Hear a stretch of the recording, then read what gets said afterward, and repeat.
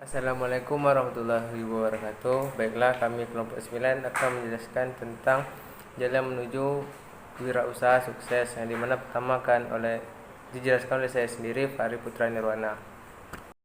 Baiklah, yang pertama terdapat jalan menuju wirausaha sukses, yang dimana di bagian ini terdapat 8 poin-poin. Yang pertama, mau kerja keras atau bisa disebut dengan capacity for hard work, di mana kerja keras merupakan modal dasar untuk keberhasilan seseorang. Sikap kerja keras harus dimiliki oleh seorang wirausahawan. Dalam hal ini, unsur disiplin memainkan peranan penting, sebab bagaimana orang mau bekerja keras jika disiplin tidak ada?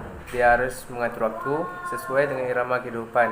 Bangun pagi, siap-siap untuk kerja, mulai kerja, istirahat tidak terlalu lama, dan seterusnya sampai malam tiba.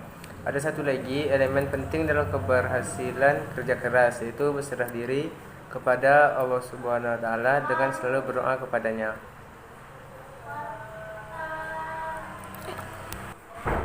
Di poin yang kedua terdapat bekerja sama dengan orang lain atau getting things done with and through people, yang dimana di bagian ini seorang wirausaha harus bekerja sama dengan seseorang atau dengan temannya dalam mencapai keberhasilan dari usahanya tersebut.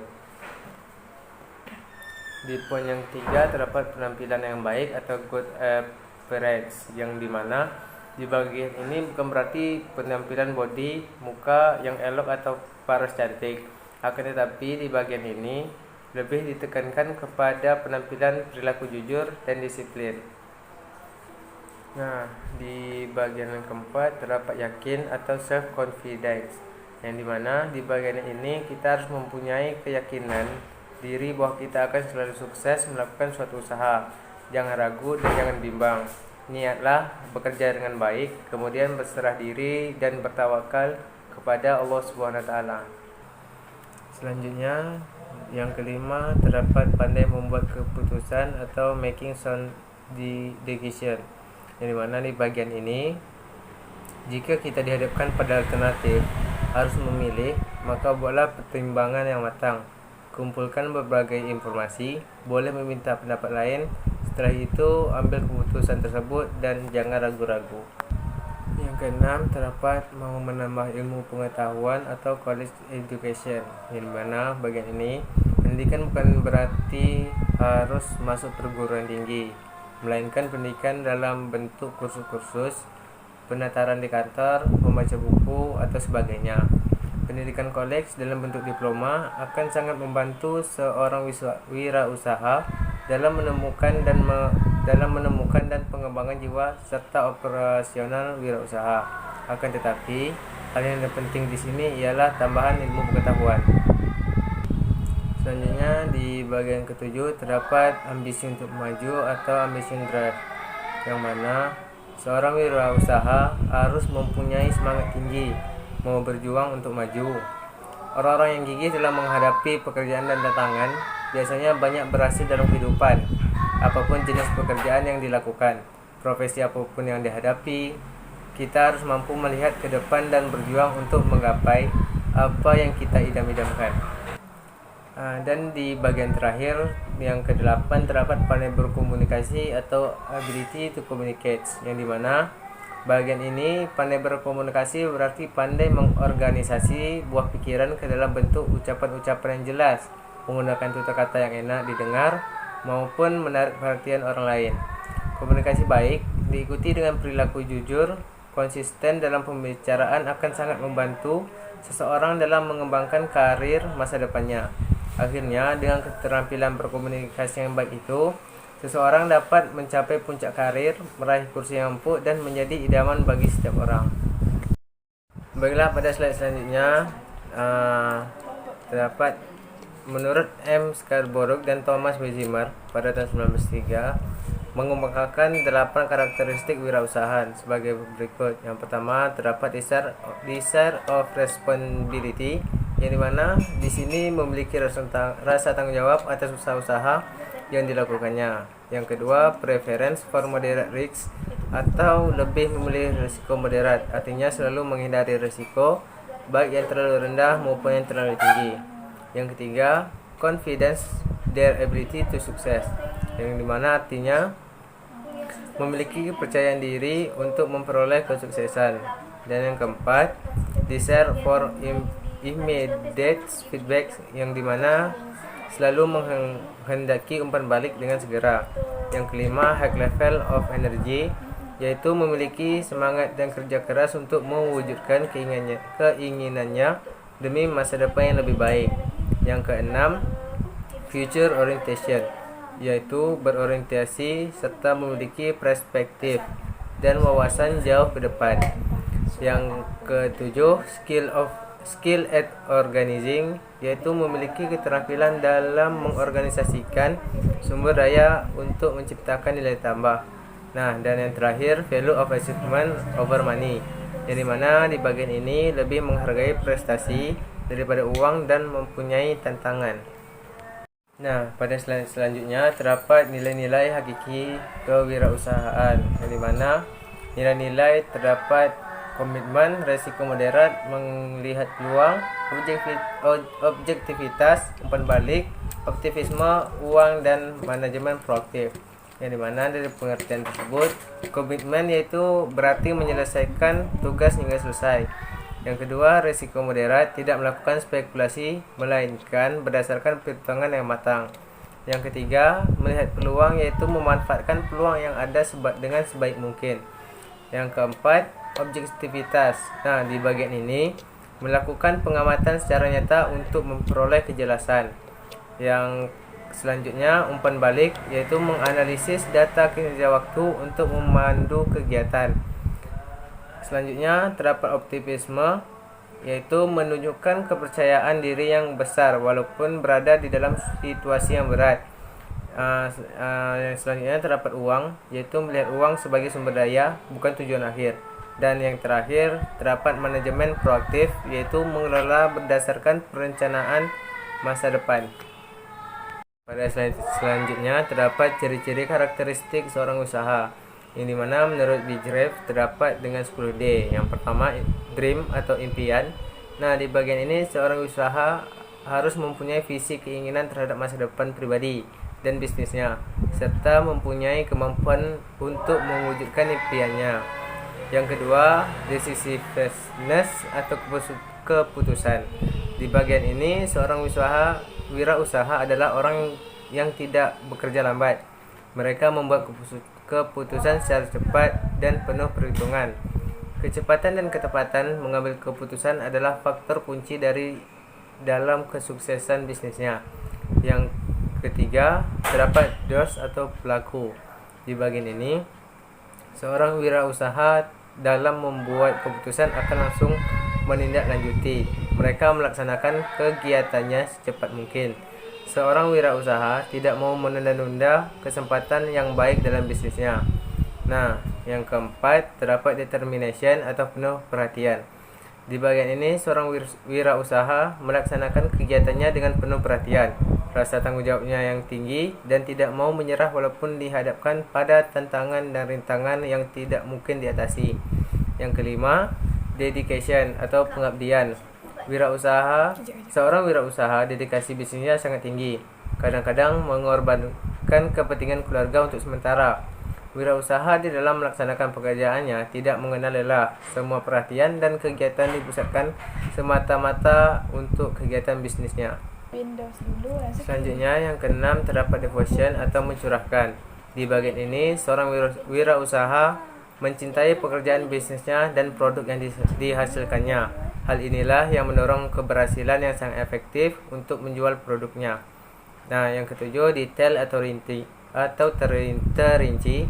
Di bagian ini, seorang wirausaha sangat memperhatikan faktor-faktor kritis secara rinci. Dia tidak mau mengabaikan faktor-faktor yang dapat menghambat kegiatan usahanya. Yang kedelapan, destiny atau bertanggung jawab penuh. Di bagian ini, seorang wirausaha bertanggung jawab terhadap nasib dan tujuan yang hendak dicapainya. Dia merupakan orang yang bebas dan tidak mau bergantung kepada orang lain. Yang kesembilan, terdapat dolar atau satuan uang. Di bagian ini, seorang wirausaha tidak mengutamakan mencapai kekayaan, Motivasinya bukan karena masalah uang. Uang dianggap sebagai ukuran kesuksesan bisnisnya. Ia berasumsi jika berhasil dalam bisnisnya, maka ia pantas mendapatkan laba, bonus, atau hadiah, dan seorang usaha memiliki karakteristik yang berbeda satu sama lain, yang berhubungan dengan sifat yang dimiliki antara senang, gembira, marah, sayang, benci, kasihan, bekerja sama, dan rasa cinta dan bersaing. Nah, dan yang terakhir terdapat distribut atau membagikan. Di bagian ini, seorang wirausaha bersedia mendistribusikan kepemilikan bisnisnya kepada orang-orang kepercayaannya, yaitu orang-orang yang kritis dan mau diajak untuk mencapai sukses dalam bidang bisnis. Selanjutnya saya akan melanjutkan penjelasan dari teman kita Fahri Putra Nirwana. 6 cara yang perlu Anda ketahui untuk menjadi orang yang hebat dalam berbisnis menurut Mark Cuban. Yang pertama, Anda harus mengetahui cara menjual. Arti kata menjual di sini adalah Anda bisa menyampaikan kenapa produk atau layanan Anda bisa membuat dunia menjadi lebih baik lagi. Menjual bukanlah suatu tindakan untuk meyakinkan orang, tetapi menjual adalah tentang membantu orang. Yang kedua, dengarkan setiap keinginan customer Anda. Jika Anda bisa menempatkan orang yang sedang berurusan dengan Anda, maka Anda bisa sukses dalam berbisnis. Untuk melakukan hal ini, Anda harus cepat memahami kebutuhan dan permintaan dari orang ini atau perusahaan tempat ia bekerja. Yang ketiga, pahami sebanyak mungkin tentang teknologi. Dengan pengetahuan Anda pada teknologi terbaru, Anda bisa menentukan apakah teknologi ini bisa dimanfaatkan pada bisnis atau tidak. Teknologi baru mendorong suatu perubahan, dan di mana ada perubahan, disitulah Anda berpeluang baru. Semuanya ada pada keputusan Anda untuk menemukan peluang apa yang mau diambil. Yang keempat, tanyakan diri Anda bagaimana Anda mendesain solusi jika tidak ada solusi yang ada di pasaran. 99% dari hal yang kita lakukan selama berbisnis dilakukan dengan cara yang selalu dilakukan sebelumnya. Tidak ada orang yang memikirkan bagaimana suatu kerjaan seharusnya dilakukan atau diselesaikan. Inilah apa yang orang sukses lakukan. Dimanapun situasinya, mereka selalu membawa pengetahuan bisnis mereka atau situasi yang sedang mereka kunjungi. Selanjutnya, yang kelima, buat hidup orang menjadi lebih baik. Banyak orang melakukan suatu hal yang mereka pikir itu adalah hal yang hebat dan luar biasa. Apa yang mereka gagal pahami di sini adalah apakah itu akan membuat hidup orang menjadi lebih baik atau lebih mudah. Untuk menguji hal ini bisa dibilang cukup sederhana. Apakah yang Anda lakukan sekarang bisa membuat hidup customer Anda menjadi lebih baik atau tidak? Yang terakhir, jadilah orang yang ramah. Baiklah, selanjutnya yaitu pola pikir orang sukses. Pola pikir orang sukses terdapat 4 bagian. Yang pertama, sukses tidak ditentukan oleh nasib. Untuk menjadi orang sukses dan kaya, orang harus berkemauan keras dan berusaha secara konsisten dari waktu ke waktu. Untuk mencapai sukses yang lebih besar, kita sewajarnya harus meniru cara berpikir dan cara kerja orang sukses, yaitu mulai dengan sukses-sukses kecil setiap waktu dan dilandasi banyaknya kemampuan yang akan mempermudah jalan menuju sukses dan kaya. Yang kedua yaitu sukses adalah suatu kebiasaan. Sukses besar tidak dihasilkan hanya dari satu keputusan dan satu tindakan saja, melainkan merupakan akumulasi dari setiap sukses yang Anda peroleh sehari-hari. Dengan demikian, sukses adalah suatu kebiasaan positif di dalam hidup seseorang. Yang ketiga, kegagalan adalah bagian dari sukses. Kegagalan hanyalah suatu kesuksesan yang tertunda. Justru, dengan suatu kegagalan yang Anda alami, ia akan bertambah berpengalaman, aman, dan bertambah matang. Ia akan bertambah gigih dan berhasil.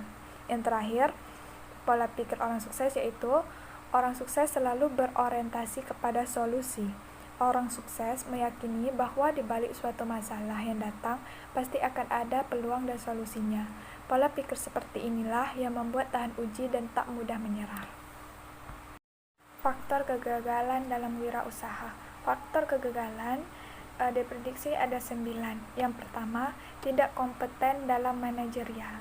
Tidak kompeten atau tidak memiliki kemampuan dan pengetahuan mengelola usaha merupakan faktor penyebab utama yang membuat perusahaan kurang berhasil.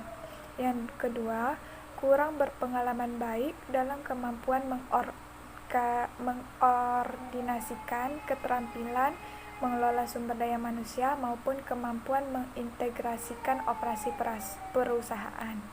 Yang ketiga yaitu kurang dapat mengendalikan keuangan. Yang keempat, agar perusahaan dapat berhasil dengan baik, faktor yang paling utama dalam keuangan adalah memelihara aliran kas, mengatur pengeluaran dan penerimaan secara cermat. Kekeliruan memelihara aliran kas menyebabkan operasional perusahaan dan mengakibatkan perusahaan tidak lancar. Yang kelima, gagal dalam perencanaan.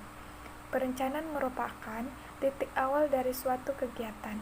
Sekali gagal dalam perencanaan, maka akan mengalami kesulitan dalam pelaksanaan. Yang keenam yaitu lokasi yang kurang memadai.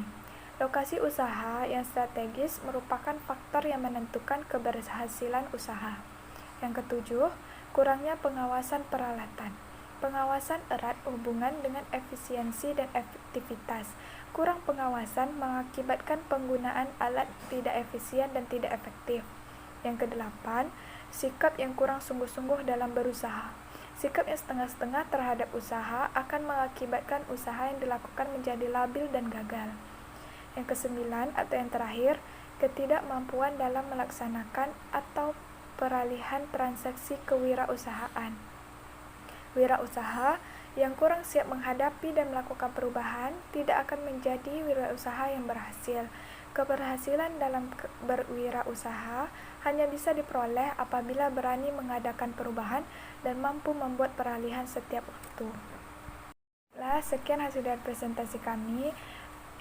Apabila ada kurang, mohon maaf. Wabillahi taufiq wal hidayah. Wassalamualaikum warahmatullahi wabarakatuh.